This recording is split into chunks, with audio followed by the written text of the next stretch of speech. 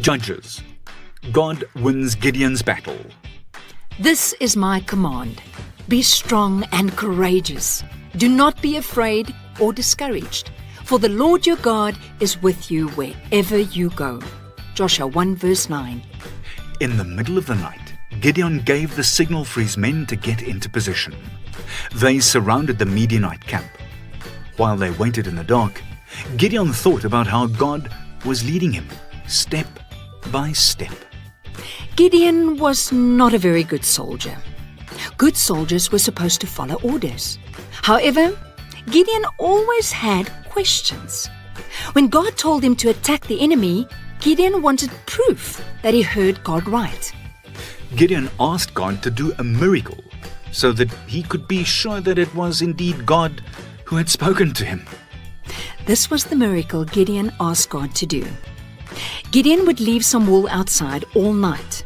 In the morning, if the wool was wet and the ground was dry, Gideon would know it was God who was speaking to him. A second time, Gideon asked God to do a miracle, but this time the wool should be dry and the ground should be wet. God did these miracles just as Gideon had asked. Now, Gideon knew for sure that it was God who was indeed speaking to him. Ever since they arrived in the Promised Land, God's people had been fighting enemies.